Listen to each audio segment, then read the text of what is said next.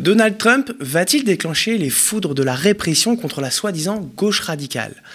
On peut le craindre. Lundi dernier, dans une vidéo spéciale du Charlie Kirk Show, J.D. Vance a fait des annonces inquiétantes. En réponse à l'assassinat de l'influenceur d'extrême droite, qu'il décrit comme son ami, il a déclaré, je cite, « Il n'y a pas d'unité avec ceux qui célèbrent l'assassinat de Charlie Kirk, avec ceux qui financent ses articles, qui paient les salaires de ses sympathisants des terroristes. » Pour le vice-président américain, les choses sont claires. Les gens de gauche sont bien plus enclins à défendre et à célébrer la violence politique. Donald Trump, lui, a désigné les Antifa comme organisation terroriste et Stephen Miller, l'idéologue de la Maison-Blanche, parle quant à lui de mouvements terroristes intérieurs et désigne un vaste écosystème d'endoctrinement organisé. Des professions telles que les employés fédéraux, les éducateurs, les infirmiers ou encore les professeurs sont ciblés par l'administration Trump. Dans le même temps, Donald Trump a aussi déployé la garde nationale dans la ville de Memphis et dit vouloir étendre le dispositif à toutes les villes démocrates, étant, selon le président américain, gangréné par la criminalité. Il a déjà cité Chicago comme cible prochaine. Pendant ce temps-là, le camp démocrate se fait par trop silencieux. Les propos de la Maison-Blanche sur la gauche radicale ne sont que trop discrètement critiqués. Elle semble comme laisser aux républicains et au camp MAGA, pour Make America Great Again, le champ libre pour déployer son discours ultra-répressif qui rappelle les heures les plus sombres du macartisme. On revient sur tout ça tout de suite dans l'entretien d'actu.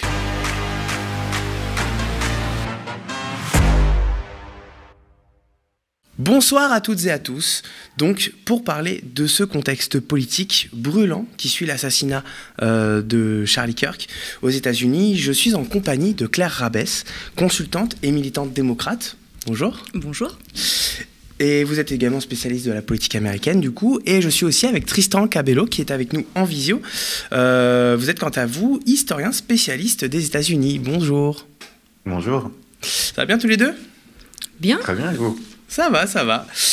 Alors, je vais rentrer dans le vif du sujet. Je viens de le dire en introduction, j'ai dit le terme. Est-ce que l'administration Trump est en train de plonger les États-Unis dans un macartisme 2.0, Claire? Excellente question. On dirait malheureusement bien que oui. Normalement, en tout cas généralement, quel que soit le pays d'ailleurs, les assassinats politiques qui sont évidemment à regretter dans tous les cas, puisqu'on ne doit pas devoir en arriver là justement pour du débat politique. Normalement, c'est un symbole d'union nationale derrière, c'est-à-dire qu'on se met tous justement à dire et à dénoncer cet acte de violence et à faire un petit peu commun pour essayer de recréer une unité nationale. Là, très clairement, et vous l'avez dit en introduction, Donald Trump et aussi le vice-président J.D. Vance ont clairement donné la ligne, c'est-à-dire qu'il faut faire la traque aux organisations de gauche radicale ou d'extrême gauche, peu importe le terme qui est donné, mais ça rappelle effectivement les années 50 et le sénateur McCarthy qui faisait la chasse aux communistes. Et on ne peut s'empêcher quand même de faire un parallèle avec aussi le discours que justement avait Kirk sur justement les listes noires qu'il publiait de professeurs des universités, par exemple, de gauche qu'il fallait poursuivre et qu'il souvent il identifiait à des communistes. Ouais. Donc on voit quand même que ça ne vient pas de nulle part, ces propos et cette chasse aux sorcières qui commence à être clairement mise en place par l'administration Trump. Et je dirais même que c'est pas qui commence, mais qui est un aboutissement d'une stratégie qui a été mise en place depuis quelque temps déjà. Tristan, est-ce que toi aussi tu vois un petit peu, tu crains de voir un petit peu revenir ça, un espèce de macartisme qui cette fois ciblera la gauche radicale, progressiste et dite par les droitards wokistes? Ouais, je suis assez d'accord avec ce que Claire vient de dire. Le macartisme, c'est quand même venu à un moment dans l'histoire américaine où il faut rappeler qu'on était en pleine guerre froide, c'était dans les années 50, et que la grosse différence avec ce qui se passe maintenant, c'est qu'une majeure partie de la population américaine était en fait anticommuniste. C'est-à-dire que c'était vraiment consubstantiel à l'identité américaine d'être contre l'Union soviétique et contre le communisme en général. Et d'ailleurs, on voit qu'encore maintenant, il y a des restes de ce discours-là. Il y a une peur de la gauche. Ce que Donald Trump essaie de faire, là, par contre, c'est de diaboliser tout ce qui n'est pas MAGA. C'est-à-dire, ça n'est pas que la gauche américaine, ce sont aussi les démocrates qui sont vraiment, pour la plupart des gens du centre droit. Et donc, ça fait quand même beaucoup de monde. Alors moi, ce que je pense être la grande différence avec les années 50, c'est que la population est pas de son côté. Les MAGA, c'est 10-15% de la population américaine. C'est rien du tout. C'est une minorité qui est très visible, qui est très folklorique. Voilà, ils sont un peu sauvages, quoi. C'est des gens qui passent très bien à la télé, qui font le buzz. Très actif sur les Mais réseaux sociaux aussi. Ouais, mais c'est pas la majorité du pays. Et ce que l'on voit, c'est que contrairement au premier mandat de Trump, où il y a eu une ou deux grandes manifestations au début, on voit que les gens s'organisent en fait contre Trump là. Et donc il y a vraiment une résistance qui s'organise. Et moi je crois que cette résistance, c'est la majeure partie des Américains. Alors ça veut pas dire qu'ils vont être représentés par le Parti démocrate, ça veut pas dire qu'ils vont être représentés par l'aile plus modérée du Parti républicain, mais en tout cas le Parti républicain, les MAGA n'ont pas le peuple derrière eux. C'est-à-dire, il n'y a pas une demande de la part du peuple pour être anti-woke, anti-gauche. Les gens, ils veulent simplement finir le mois bien. Ils veulent simplement avoir de l'argent pour finir leur mois.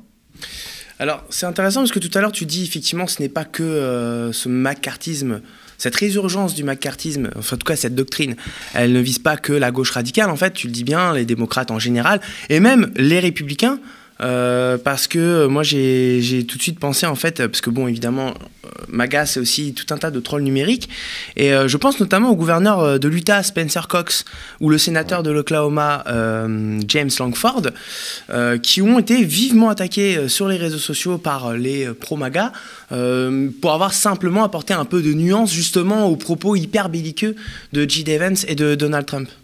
Claire ? Oui, complètement. Effectivement, il y a quand même heureusement des voix un peu dissonantes. Alors, elles ne sont pas complètement dissonantes, hein, justement parce qu'ils sont tout de suite repris par les MAGA sur les réseaux sociaux, avec des campagnes bien organisées, comme tu le dis, et puis ensuite par Trump lui-même et J.D. Vance.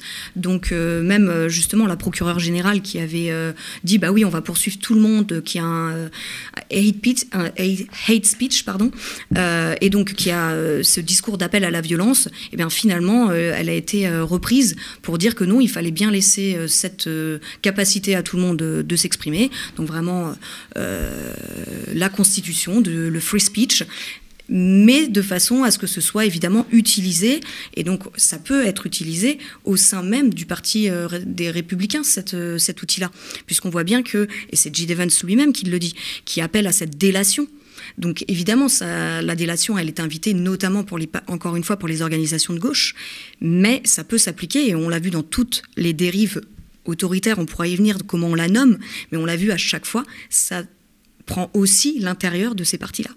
On s'attendait un petit peu à ce que Trump agisse comme ça, y compris avec des voix potentiellement dissidentes du camp, de son propre camp, donc du camp républicain. Comment tu vois ça, toi, Tristan ? Ouais, je suis assez d'accord avec ce que Claire disait, c'est-à-dire que le camp républicain, on le voit beaucoup comme un camp, on dit souvent que c'est un camp unifié, que Trump contrôle son camp et que derrière lui, il y a des bons petits soldats qui le suivent presque les yeux fermés. C'est pas du tout vrai, ça. C'est pas du tout vrai. Ils sont pas du tout unifiés. Le camp MAGA, il est pas du tout unifié. On l'a vu récemment avec Charlie Kirk, mais tu sais, on le voit aussi il y a quelques semaines sur Israël, par exemple.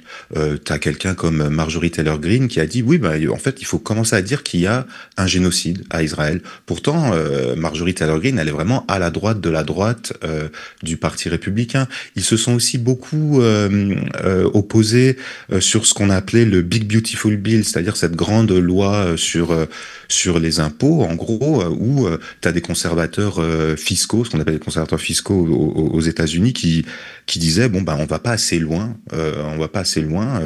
dans la détaxation des riches, il faut faire beaucoup plus. Et puis t'en avais d'autres qui disaient nous on est plus social et on aimerait quand même garder Medicaid, Medicare, etc., les assurances santé publiques. Donc vraiment, contrairement à ce qui est dit souvent dans les médias dominants, quoi. Le camp MAGA, il est pas unifié, il est pas uni. Il y a vraiment des différentes chapelles au sein de ce camp, et Donald Trump n'a pas complètement la main. Et on voit que il prépare déjà la suite. On voit qu'un J.D. Vance, par exemple, il n'est pas sur la même ligne que Trump. C'est quelqu'un qui est quand même beaucoup plus dur, spécialement sur les guerres culturelles. Donc pas un camp unifié et qui est déjà un peu en train de s'opposer. Ouais. Et si je peux, peut-être, Tristan, aussi, sur ce que tu dis, un J.D. Vance ou même et d'ailleurs peut-être plus un Trump se fait aussi un peu dépasser par sa base, parce qu'ils ont basé justement ce mouvement MAGA sur du complotisme, notamment l'État profond, aussi en visant des personnes en particulier, que ce soit par exemple Hillary Clinton. Et aujourd'hui, beaucoup, comme tu le disais, se posent la question de pourquoi ces gens qui ont été attaqués, sur lesquels on a soi-disant donné des faits qui les disqualifiaient, que ce soit sur la pédophilie, justement, enfin, on parle vraiment d'Hillary Clinton, là, par exemple. Pourquoi ces gens ne sont pas en prison aujourd'hui ? Donc, en fait, cette base MAGA, elle commence à se dire, oui, mais en fait, ce complotisme, on l'adresse pas assez, on n'est pas assez dur, finalement, avec tous ces gens, et donc, où sont les faits ?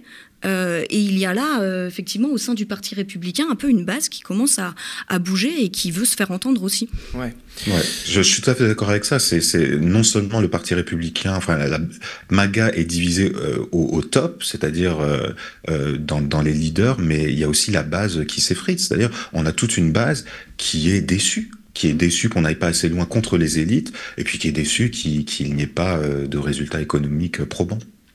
Alors c'est intéressant, je ne m'attendais pas forcément à entendre un propos si intéressant justement sur la division du clan républicain dans un premier temps et du clan MAGA plus précisément. Mais quand même, pour en revenir sur la rhétorique et sur la méthode brutale et très belliqueuse que Trump veut employer à l'égard de ses opposants, on a l'impression que il y a une doctrine de plus en plus fascisante entre la guerre qui mène aux universités, à la presse, la suppression, il n'y a pas longtemps, de l'émission ultra populaire de Jimmy Kimmel, suppression qui d'ailleurs a fait l'objet de grosses manifestations devant les studios, l'encouragement aussi à la délation.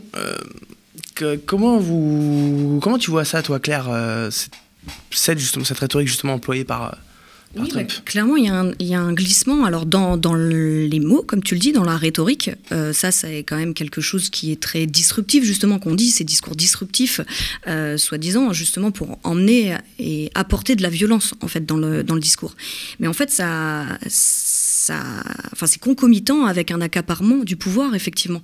Aujourd'hui, Trump, il est certes président, il a aussi, donc, du coup, une chambre et un sénat à la majorité républicaine. Il a des cours, non pas seulement la Cour suprême, mais des tribunaux aussi avec lesquels il peut travailler directement. En fait, on a aujourd'hui pas seulement Trump est la tête du marketing en fait de MAGA et des Républicains. On a derrière aussi une administration qui a été formée par rapport et à la différence de 2016 et même de 2020. Il a eu 4 ans pour se préparer après la défaite contre Joe Biden en 2020.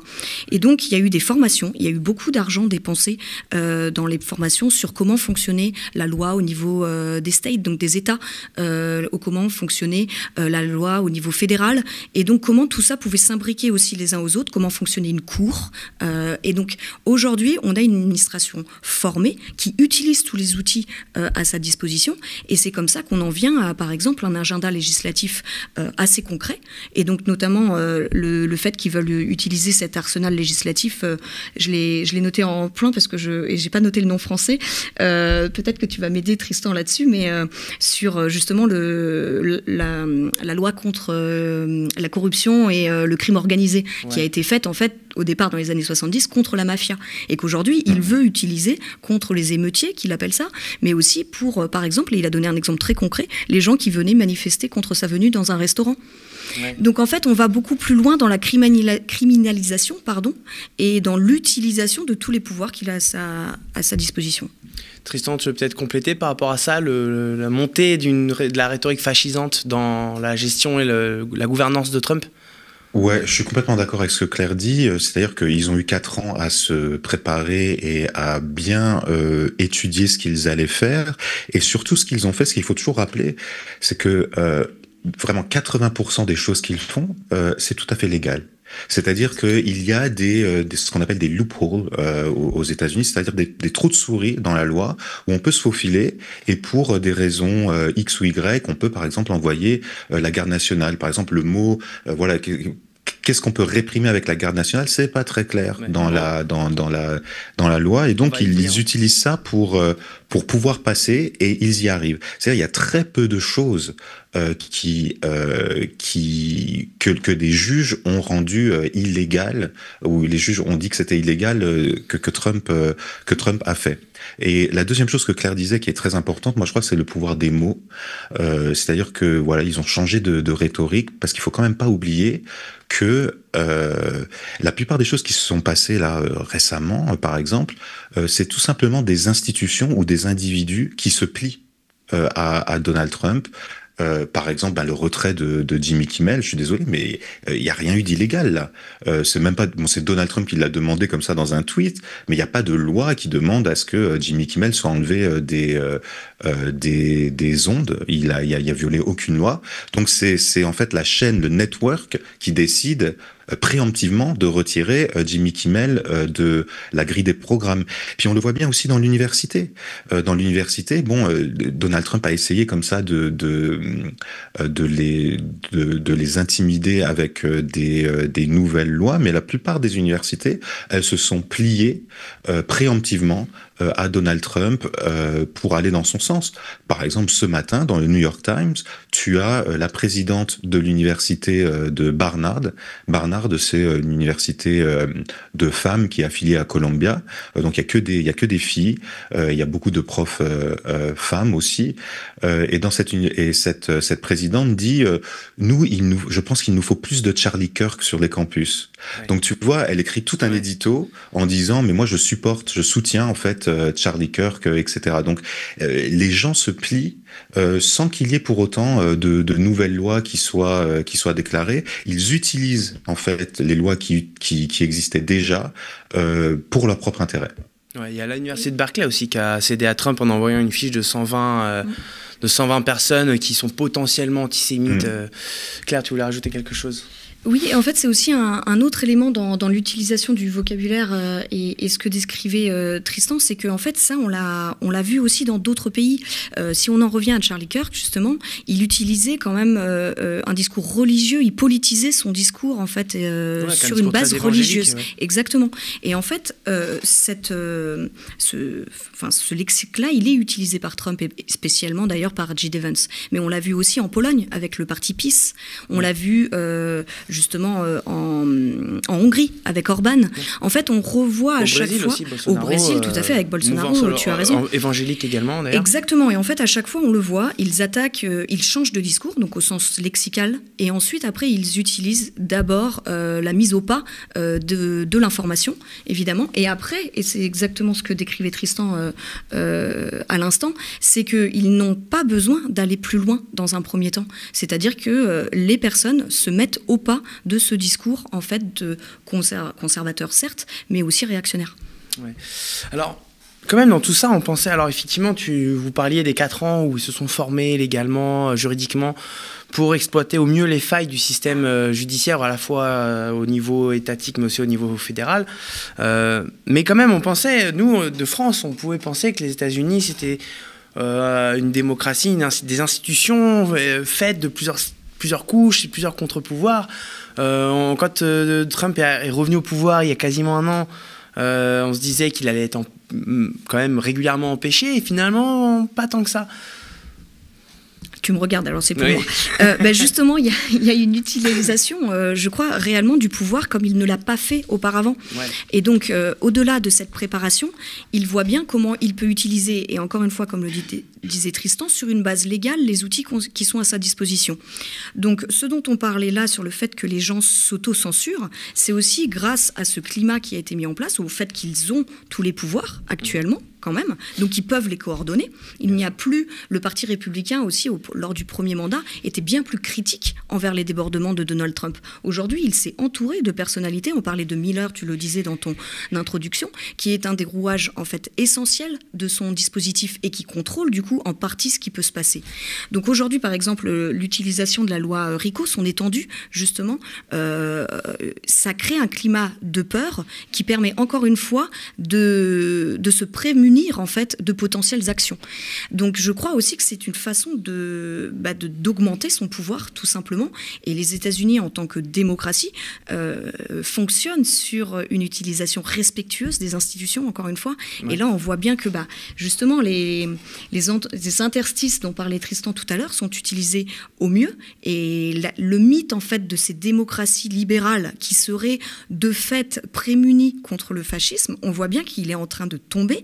Encore une fois, dans d'autres pays que j'ai cités tout à l'heure aussi, la Hongrie, la Pologne, qui a du mal à se remettre des 15 ans de PiS, alors même qu'il y a un gouvernement démocrate qui est en place aujourd'hui. Donc en fait, on voit bien que c'est bien, encore une fois, une construction humaine et que ça dépend comment on utilise les outils, tout simplement. Et MAGA le fait très bien actuellement. Tristan, tu as peut-être quelque chose à rajouter ? Oui, il faut vraiment souligner ça, c'est que les MAGA, les républicains, ils n'inventent rien là. Depuis 40 ans, depuis même 50 ans, depuis la guerre froide, et puis après encore plus, après le 11 septembre, on a donné beaucoup de pouvoir au président américain. C'est quand même c'est vraiment un des présidents dans le monde occidental qui a le plus de pouvoir, contrairement à ce qu'on pourrait penser. C'est-à-dire il a vraiment énormément d'autorité. Et Donald Trump, il utilise ça. Okay. Donc il utilise des outils qui sont déjà à sa disposition. Les démocrates l'ont utilisé aussi. Les démocrates le faisaient de manière un peu plus, élégante, peut-être un peu plus cachée. Mais Donald Trump, lui, il le fait vraiment à la vue de tous. L'exemple vraiment le plus frappant, c'est les reconduites à la frontière. Bon, pour lui, c'est un spectacle. Or, on sait que, par exemple, Barack Obama a reconduit beaucoup plus de gens à la frontière, a expulsé beaucoup plus de gens. Donc vraiment, il y a ça encore à prendre vraiment en considération, c'est qu'ils réinventent pas grand-chose. Ouais. Ils utilisent simplement les outils qu'ils ont, et tout ce qu'ils font sont dans la limite de la légalité. Mais deux choses quand même. Il y a quand même le monde de la justice qui marche encore quand même bien. Il y a eu quand même des arrêtés qui ont dit bon voilà, la garde nationale en Californie, on peut pas l'envoyer, ils pouvaient pas l'envoyer. Les tarifs, c'était pas légal non plus. Mais le problème, c'est que cette justice américaine, comme en France, elle est lente. Et elle est engorgée, c'est-à-dire que ça met beaucoup de temps avant d'avoir une décision. Donc la garde nationale est déjà envoyée et on n'aura pas de résultats judiciaires, de réponse judiciaire avant 2, 3 ou 4 mois après les actions. Et puis surtout, quand même vraiment se rappeler que il y a un peuple qui s'organise. Et moi je le vois vraiment à peu près partout, dans les universités, dans les petites écoles, dans les quartiers.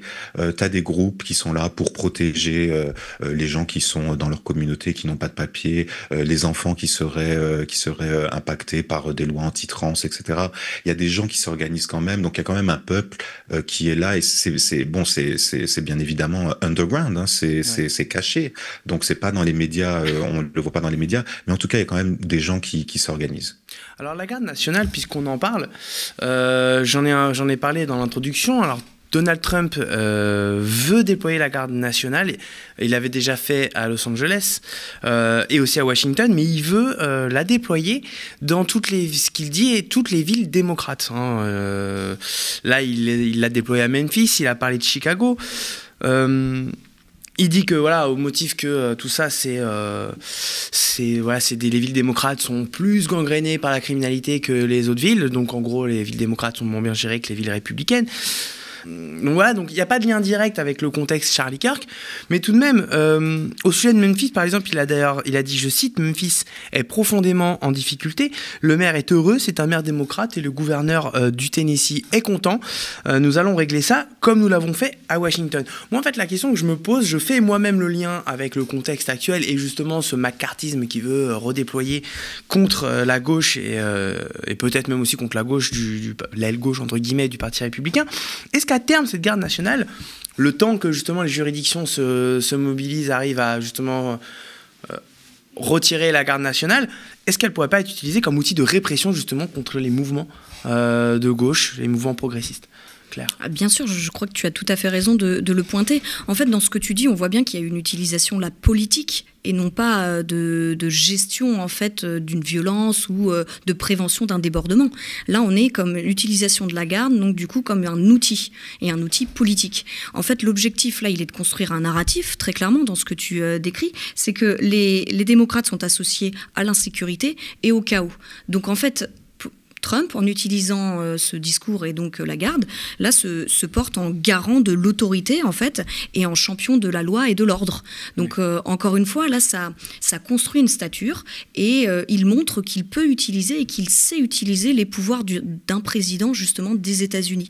Et Tristan y reviendra peut-être, mais effectivement il joue sur les interstices, sur le fait que c'est effectivement pas très clair de quels sont les leviers d'utilisation, mais en tout cas lui il décide qu'il va s'en servir en outil de communication, véritablement. Et je crois que c'est encore une fois au service de l'intimidation dont je parlais tout à l'heure, et ça permet encore une fois de se prémunir d'un certain nombre de mouvements sociaux qui pourraient être déclenchés. Et en fait, vous avez la réflexion, une fois dans votre foyer, de savoir est-ce que vous allez à la manifestation, puisqu'effectivement, il y a aujourd'hui clairement ce dynamisme citoyen. On y reviendra peut-être tout à l'heure, justement, sur comment ça peut être différent d'une échelle politique et du Parti démocrate, mais il y a un réveil des citoyens. Tristan, encore une fois, le disait tout à l'heure, sur le fait qu'une majorité de la population, notamment sur les questions d'immigration et des renvois à la frontière, est contre la politique de Donald Trump, et en tout cas est contre la communication que Donald Trump fait. Mais très clairement, aujourd'hui, il y a aussi ce climat d'intimidation qui fait se poser la question de l'activisme et de quels moyens aujourd'hui pour l'activisme chaque citoyen et citoyenne. Tu partages ce constat, toi, Tristan, que en fait tout ça finalement c'est aussi et surtout de la théâtralisation de la politique trumpienne. Oui et non, mais ce qui est très intéressant aussi de avoir là, c'est la réponse qui a été apportée à l'envoi de cette garde nationale, et je crois qu'on parlait disons de l'effritement des divisions dans le Parti républicain au début de l'entretien, et je crois que là ça montre aussi bien les différentes approches qu'il y a dans le Parti démocrate. Tu vois, par exemple, il a envoyé la garde nationale à Washington DC. Bon, Washington DC, c'est assez différent parce qu'en fait la ville a un statut un peu hybride. Elle dépend du gouvernement fédéral, mais il y a aussi un maire, mais qui n'a pas tous les pouvoirs. Et ce qu'on voit, c'est que la maire démocrate de Washington DC, Muriel Bowser, elle s'est complètement pliée à cette idée. Elle a dit c'est une bonne idée et nous allons collaborer avec l'administration Trump. Tu vois que la réaction, par exemple, de Gavin Newsom, le gouverneur de la Californie, et de Karen Bass, la maire démocrate de Los Angeles, quand il a envoyé la garde nationale il y a quelques mois, là c'était totalement différent. Ils se sont vraiment frontalement opposés. Alors Gavin Newsom en a fait des tonnes sur les réseaux sociaux, des tonnes de communication.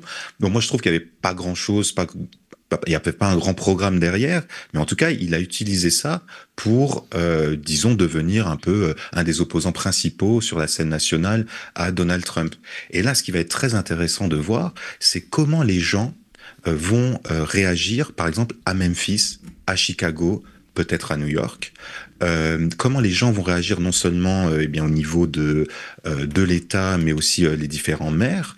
Tu sais, à New York, à Chicago, par exemple, on a un maire quand même, Brandon Johnson, qui est progressiste, bon, plutôt de l'aile Bernie Sanders.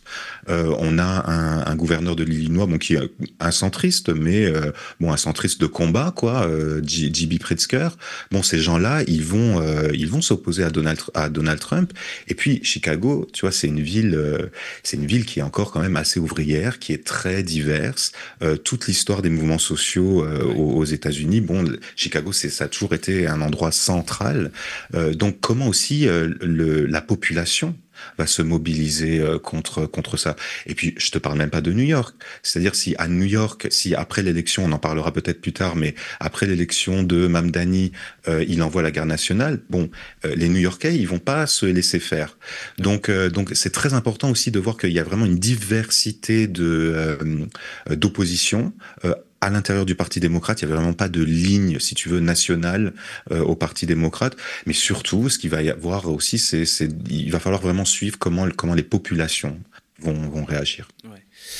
Alors justement, puisqu'on parle des démocrates, c'est le moment de passer justement au camp démocrate pour parler un petit peu d'eux dans cette histoire qui fait suite à l'assassinat de Charlie Kirk. Un camp démocrate donc qui se fait, je trouve, moi, à titre personnel, particulièrement silencieux sur toutes ces menaces que le duo Trump-Vance fait planer sur la gauche américaine. Toi qui es militante démocrate, comment t'interprètes ce silence, ou en tout cas cette timidité ? Je l'interprète comme ne pas savoir justement comment réagir. C'est-à-dire que Trump a changé toutes les règles du jeu. Il a changé, on le disait, le lexique. Il a changé la façon de faire de la politique. C'est-à-dire qu'il utilise et il ne respecte pas l'adversaire. On a bien vu justement les insultes qu'il proférait, la façon de mentir allègrement, c'est-à-dire où c'était démontré factuellement qu'il avait menti. Donc ce sont des armes avec lesquelles les démocrates, quoi qu'il en soit, n'ont pas l'habitude de se battre. Si on voit par exemple un président comme un ancien président comme Barack Obama ou Joe Biden ou même la candidate Kamala Harris qui s'exprime peu, reprenons par exemple Barack Obama qui s'exprime peut-être un peu plus que les deux autres, il a du mal à résonner dans l'arène malgré sa grande popularité. Ouais. Pourquoi ? Parce qu'en fait c'est effectivement un discours qui porte, mais qui porte d'une façon old school, j'ai envie de dire, c'est-à-dire avec les anciennes règles de faire de la politique. Donc on a effectivement un grand dynamisme citoyen qui commence vraiment à reprendre du souffle après un peu l'apathie post-élection.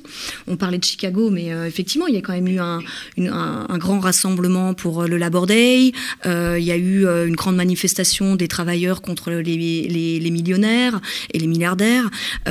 Donc il y a quand même justement ce dynamisme-là, mais ensuite, ce que font les responsables démocrates de ce dynamisme, c'est compliqué pour eux d'avoir un discours uni déjà, et surtout qui porte. On a vu Gavin Newsom effectivement réussir à utiliser un petit peu justement la façon de communiquer du MAGA parce qu'il réagissait à Trump, mais encore une fois, il réagissait à Trump. Donc on a un discours qui n'est plus du tout porteur, mais qui est réactionnaire en le sens d'être en réaction à Donald Trump. Et donc vous n'êtes plus du tout au centre du jeu, vous ne faites plus les règles. Et je crois sincèrement que c'est une des raisons majeures pour lesquelles le Parti démocrate est inaudible aujourd'hui. Tristan, je te repose la question à toi. Comment tu vois, comment tu analyses toi ce silence, cette timidité démocrate concernant ce qui se passe en ce moment ? Oui, je crois que Claire l'a bien résumé là. C'est-à-dire c'est un parti qui est toujours dans la réaction et qui est plus dans la proposition. Et ça fait longtemps que ça dure au Parti démocrate. Bon, le Parti démocrate, quand on voit ça peut-être de France, on a un système qui est bipartite. On se dit le Parti démocrate c'est la gauche et puis le Parti républicain c'est la droite. Bon, c'est un peu simplifier les choses. Tu sais, le Parti démocrate et le Parti républicain ont un ennemi en commun, c'est la gauche. Ça a toujours été leur ennemi commun. Quand tu vois par exemple les primaires qui ont eu lieu en 2016 et en 2020 dans le Parti démocrate, les démocrates centristes maintenant le disent même ouvertement. C'est dans le livre de Jake Tapper, c'est dans les mémoires de Adam Schiff par exemple. Ils disent en 2016 et en 2020, on s'est tous réunis dans une pièce au Parti démocrate et on s'est dit il faut absolument qu'on fasse en sorte que Bernie Sanders ne soit pas élu. Or, ce que l'on sait, c'est que Bernie Sanders, on avait des listes de sondages durant l'élection de 2016 et de 2020. En 2016, moi j'étais dans la campagne Sanders, donc je me rappelle très très bien, sur 15 sondages face à Trump, Sanders en gagnait 14. Or, Hillary Clinton en gagnait 7. Mais ils ont préféré miser sur Hillary Clinton. Et donc, c'est un parti qui n'a pas fait sa mue. Disons sa mue populiste. C'est-à-dire, au moment où il y avait un Trump qui émergeait dans le camp républicain, eux n'ont pas fait émerger une personnalité qui allait un peu changer la donne et qui allait un peu proposer quelque chose de nouveau. Donc, il n'y a pas vraiment, ils proposent pas vraiment quelque chose de nouveau. Et on voit que, comme les républicains, ils tapent beaucoup sur la gauche. Tu le vois, par exemple, on va en parler plus tard, avec Mamdani.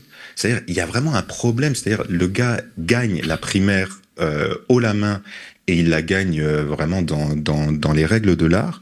Or, tu as des démocrates qui ont vraiment un grand problème à donner leur endorsement, c'est-à-dire leur soutien à quelqu'un qui a gagné.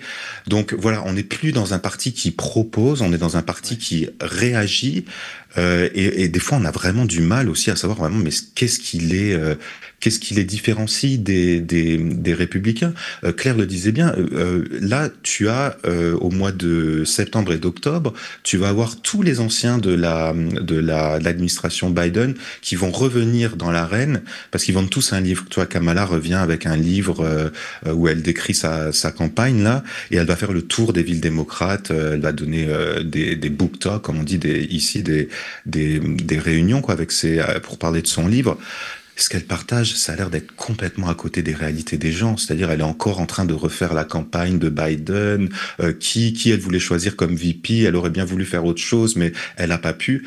Mais les gens ont tourné la page. Les gens sont déjà passés à autre chose. Et les gens, ils ont envie, en fait, d'un programme fort. Et j'irais même plus loin, c'est que ce que l'on voit dans les dernières enquêtes d'opinion, c'est que contrairement à ce qu'on pourrait penser, la majeure partie du pays est à gauche. C'est-à-dire les gens veulent des mesures sociales, des mesures économiques, des mesures de justice.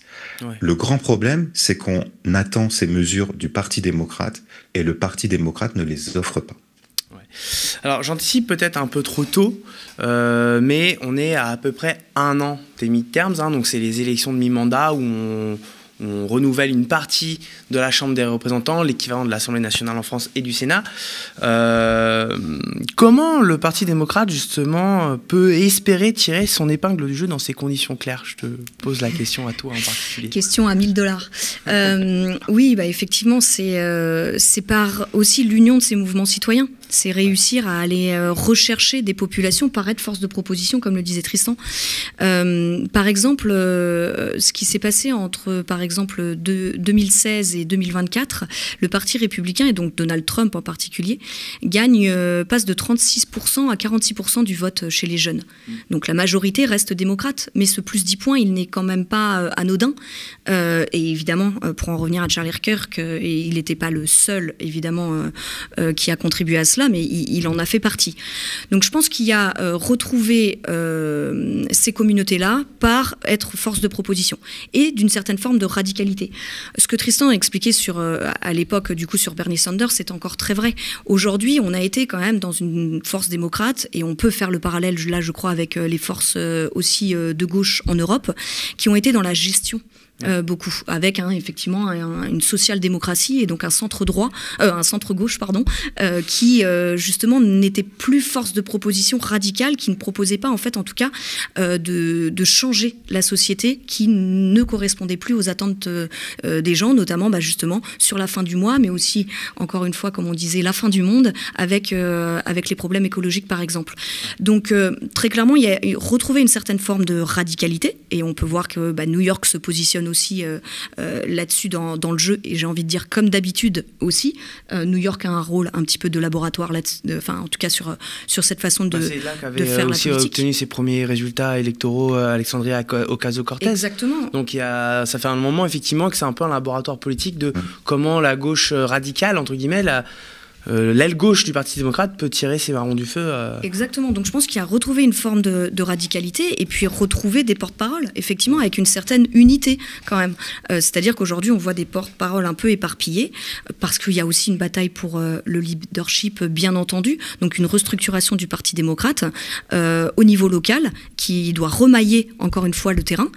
Charlie Kirk avec Turning Point, il y avait Turning Point religion, il y avait Turning Point action pour faire les campagnes, il y avait Turning Point université.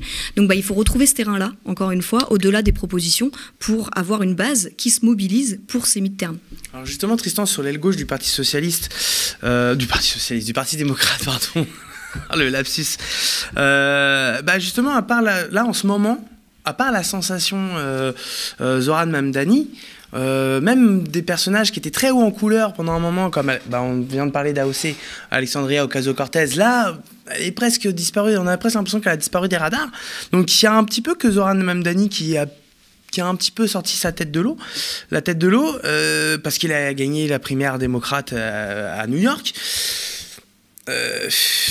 est-ce que Zoran Mamdani va finalement peut-être être cet espoir pour le Parti démocrate, pour la gauche américaine, de faire plier le Trumpisme et MAGA ? Ouais, bon, alors moi, en tout cas, c'est ce que je pense. Je pense qu'il faut vraiment aller dans cette direction pour reconquérir les électeurs. Toi, on dit souvent que Zoran, c'est la gauche radicale, mais tu sais, bon, vu de France, ça serait justement, tu as fait un lapsus, mais ce serait quelqu'un qui serait au Parti socialiste, hein, c'est-à-dire c'est quelqu'un qui est finalement assez modéré dans ses propositions. C'est pas du tout la révolution qui propose Zoran. C'est vraiment voilà une amélioration, disons, un ajustement du capitalisme, mais à la marge. Par contre, ce que l'on voit quand même, c'est qu'il y a un peu partout dans les États-Unis des candidats de gauche qui émergent et qui essayent de se battre alors en primaire. Pour l'instant, hein, puisque bon, on est toujours dans un cycle électoral aux États-Unis. Hein. Donc là maintenant, là en ce moment, ce qu'il y a, c'est beaucoup des primaires partout pour l'élection du midterm qui arrivera en novembre 2026. Et ce qu'on a, c'est beaucoup de gens qui se font, qui ont une opposition dans leur primaire, une opposition de gauche. Alors ça, il va falloir suivre vraiment de très près ce qui se passe. Par exemple, dans le Maine, le sénateur sortant a face à lui un candidat qui est de l'aile gauche du Parti démocrate. Et tu as aussi beaucoup d'élections municipales qui vont arriver. Il n'y a pas que à New York. Tu as aussi l'élection, par exemple, à Minneapolis, où tu as un candidat socialiste qui alors avait gagné l'investiture du Parti démocrate local. Le candidat socialiste s'appelle Omar Fateh. Alors il avait gagné l'investiture, mais finalement ils lui ont retiré à la fin, mais il avait gagné l'investiture contre le candidat centriste. Donc il y a quand même un mouvement. Alors ça, bien sûr, t'en entends pas du tout parler, mais ni en France et ni aux États-Unis. Hein, c'est-à-dire, on n'entend pas du tout parler de tous ces petits candidats qui émergent partout dans les États-Unis. Le mouvement de Zoran, c'est aussi bien évidemment une conséquence du mouvement et aussi du mouvement Bernie Sanders. C'est un peu différent quand même, mais en tout cas, ce que Zoran Mamdani a su faire à New York, je rejoins ce que Claire disait, c'est d'avoir une force de proposition, de vraiment avoir des propositions que les gens ont envie d'entendre, mais surtout, ce qu'il a fait, il faut jamais oublier qu'aux États-Unis, tu as dans la plupart des élections, mais même les élections présidentielles, entre 40 et 50% d'abstention. Donc tu as des gens qui votent jamais. Et c'est encore pire au midterm, tu vois. Et ce que Zoran Mamdani a réussi à faire, c'est à faire revenir ces gens qui ne votaient jamais aux urnes. Donc tu vois qu'il y a vraiment une soif de justice sociale. New York, c'est toujours le laboratoire. Et ce qui se passe à New York, contrairement à ce qu'on peut entendre aussi dans certains médias, là, que bon, New York, c'est complètement à part, etc. Non, New York, en fait, c'est l'avant-garde. C'est là où les choses se mettent en laboratoire et puis ensuite irriguent le pays. Donc il y a quand même un espoir là. Mais rien n'est gagné, puisque le Parti démocrate, c'est quand même, il y a quand même en effet une réaction comme Claire le disait, face au Parti républicain, mais il y a aussi une réaction face à la gauche du parti. Et là, on le voit qu'avec Zoran Mamdani, moi je pense que c'est une force pour lui, mais avec Zoran Mamdani, de nombreux leaders démocrates ne lui ont pas apporté son soutien. Hakeem Jeffries, qui est le chef des démocrates à la Chambre, mais qui est aussi un représentant de New York, ne lui a pas apporté son soutien. Par exemple, Schumer non plus. Récemment, on voit que Kathy Hochul, par exemple, le gouverneur de New York, lui a apporté son soutien. Mais ils y arrivent très tard et vraiment petit à petit. Donc, c'est vraiment à regarder, mais il se passe quelque chose. Okay. Claire, pour finir, est-ce que toi tu penses effectivement, tout à l'heure Tristan a utilisé le terme mue populiste pour le Parti démocrate, est-ce que toi tu penses qu'il est urgent que le Parti démocrate fasse cette mue populiste, si je puis dire, et qu'à un moment donné ça se joue radicalité, populisme contre populisme, pour espérer peut-être justement qu'il en sorte des propositions fortes et reconquérir l'électorat populaire américain. Alors oui et non, je vais faire une réponse de socialiste. C'est-à-dire que oui, il faut, je crois, je le disais tout à l'heure, une radicalité dans les propositions. Très clairement, on ne peut plus être dans une approche gestionnaire. Il y a vraiment des questions qui se posent aujourd'hui. Et d'ailleurs, Trump les pose dans un autre sens. Il répond à la crise climatique en disant « elle n'existe pas, c'est une création ». Il répond aux fins de mois en disant « bah oui, je vais vous aider ». Et finalement, en faisant passer des lois qui, aujourd'hui, favorisent finalement les plus riches. Donc en fait, il prend des partis assez clairs finalement, et elle prend des partis assez clairs, cette administration trumpiste. Donc il faut effectivement que le Parti démocrate dise clairement ce qu'il va faire et de façon du coup à porter un projet de société qui change radicalement celui qui est porté par MAGA. Mais seulement pour ne pas en faire une seule réaction justement, mais bien une proposition d'un projet de société alternatif. Donc en ça, il faut une radicalité. Ensuite, ça ne va pas suffire, il faut savoir comment on va le communiquer. Et là, effectivement, est-ce qu'il y a une mue populiste à faire ? En tout cas, il y a une mue dans les outils et dans la façon de communiquer et de se remobiliser. Je crois que justement la technique des campagnes d'Obama d'occuper le terrain est toujours très, très bonne, mais il faut la changer. Et aujourd'hui, le Parti démocrate, c'est un petit peu, même lors de la campagne de Kamala Harris, pour l'avoir vu en Arizona, reposer sur ce maillage territorial et passer à côté d'autres outils de communication, et on l'a bien vu sur l'appropriation des réseaux sociaux et des influenceurs d'ailleurs, et du pouvoir des influenceurs. Donc j'ai pas envie de dire qu'il faut une mue populiste au sens populisme politique, parce que j'ai pas envie que, effectivement, en tout cas en tant que citoyenne et militante démocrate en l'occurrence pour les midterms à venir, je le crois, de dire que les démocrates doivent être populistes demain et être à armes égales avec Trump, parce que ça ne m'intéresse pas cette société-là, mais du coup il faut quand même trouver des moyens alternatifs, et c'est peut-être avec l'utilisation de ces mouvements citoyens qui pointent un peu partout et de retrouver un discours qui va réussir à si ce n'est mettre tout le monde d'accord, puisque ce n'est pas possible, et Tristan redonnait la diversité du Parti démocrate tout à l'heure dans un système bipartisan qui plus est, mais par contre il y a quelque chose à aller chercher de l'ordre du récit alternatif à donner. Toi, Tristan, je te repose la même question. Est-ce que tu penses, toi, que le Parti démocrate doit faire sa mue populiste, comme tu disais? Je reprends ton expression. Ouais, mais c'est-à-dire que le mot populiste, c'est un mot qui est très chargé, donc c'est toujours évidemment très difficile de le définir. Mais si tu vois, avec des guillemets, des gros guillemets. Ouais, voilà. Et bon, par populisme, tu vois, moi je prends exemple sur ce qu'a fait Zoran Mamdani par exemple ici, c'est-à-dire que Zoran Mamdani, contrairement à ce que l'on peut bien dire, c'est bien sûr c'était quelqu'un qui est très charismatique, qui sait manier les réseaux sociaux, qui était très bon sur les réseaux sociaux, mais tu sais ce qui a vraiment tout changé dans la campagne, c'est qu'ils ont fait une campagne de terrain. Ils ont parlé aux gens, ils ont été toqués aux portes, il y avait et puis ça a vraiment créé une communauté. Et là, je rejoins vraiment ce que Claire disait, c'est que finalement le mouvement de Zoran, c'est aussi un mouvement citoyen là. Et c'est des gens qui se sont organisés, tu vois, chapitre par chapitre, chaque bloc par bloc dans New York, et qui ont été convaincre leurs voisins et qui leur ont dit mais il faut vraiment aller voter parce que regardez, lui, il a des choses à vous proposer. Et puis les trois grandes mesures qu'il voulait proposer, tout le monde les connaissait.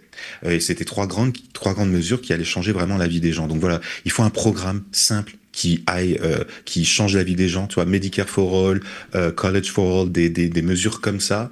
Et puis il faut surtout aller toquer aux portes. C'est on va pas faire campagne que sur Twitter et sur Instagram. Les gens, ils ont besoin de contact humain, surtout dans cette société qui est complètement éclatée. Et donc il faut vraiment revenir au peuple. Et c'est en ça que moi j'appelle le Parti démocrate à faire son tournant populiste. Ok, merci beaucoup Claire Rabès. Merci à vous. Merci beaucoup Tristan. Merci. Je rappelle respectivement, Claire, tu es consultante et militante démocrate, spécialiste des États-Unis, et Tristan, toi, historien, également spécialiste des États-Unis. Merci à vous deux. Merci. Et merci à vous d'avoir suivi cette émission, cet entretien d'actu. N'oubliez pas que pour faire face aux médias des milliardaires et continuer à vous informer, le média a lancé sa campagne Riposte, une campagne de financement citoyenne. Alors parlez-en autour de vous et si vous le pouvez, rejoignez la lutte sur campagne.lemediatv.fr. Abonnez-vous aussi évidemment à nos deux chaînes YouTube, le Média TV et le Média 24/7, pour ne rien rater de nos programmes. Sur ce, je vous souhaite une très bonne soirée sur le Média.